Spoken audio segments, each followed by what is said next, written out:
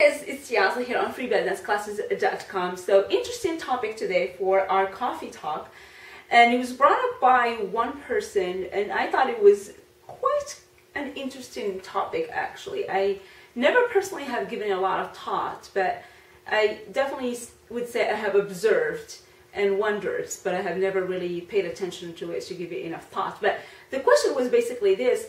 Because I said before, you know, that the art, any art in the world has to change and has to go through some sort of evolution for it to last, otherwise it will die.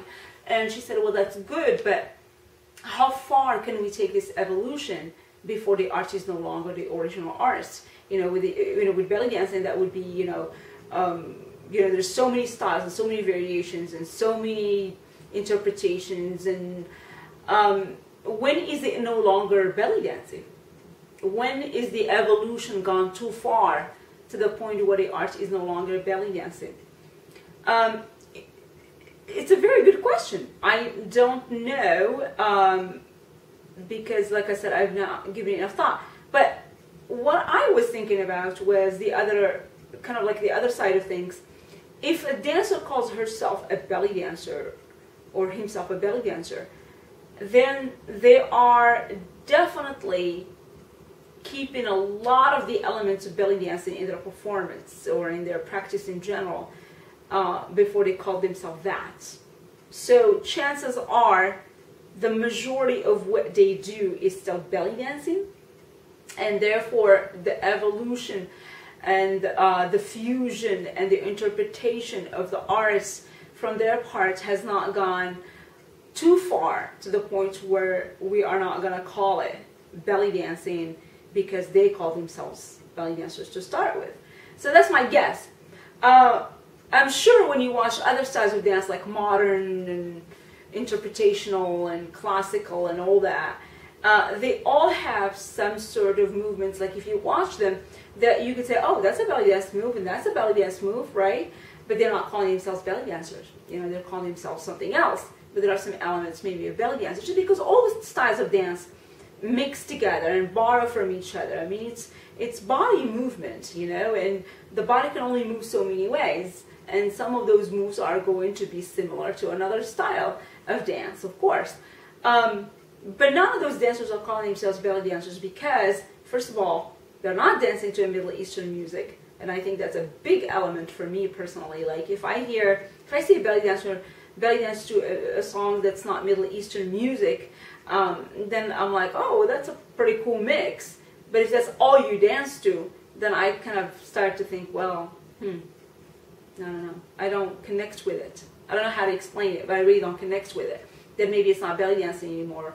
Or if the moves that you use and the costume and all that are belly dance alike, then maybe it's time for you to change what you're calling your dance, or maybe try to use some of the Middle Eastern music because it might be best for what you do, movement-wise and melody and rhythm and all.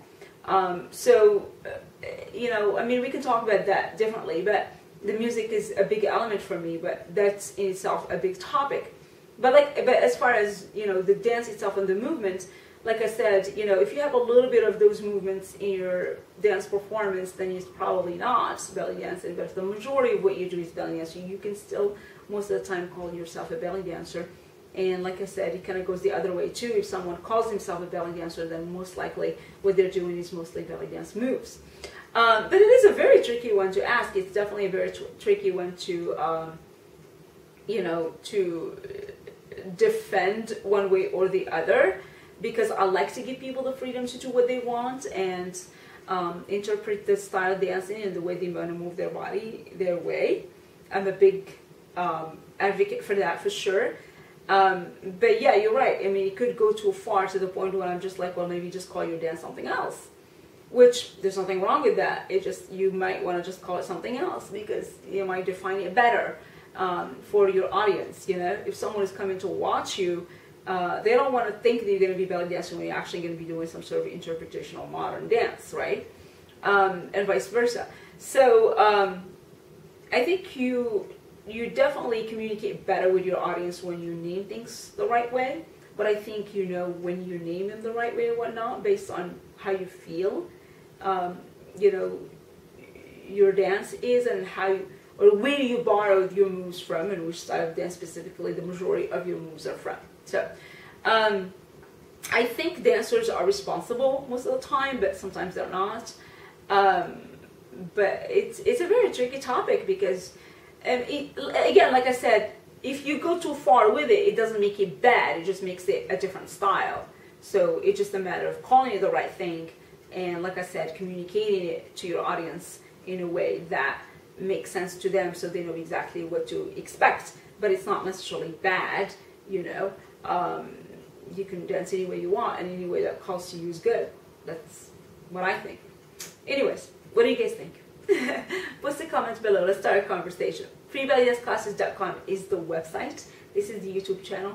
Subscribe, comment, connect with us, and I'll see you next time. Bye.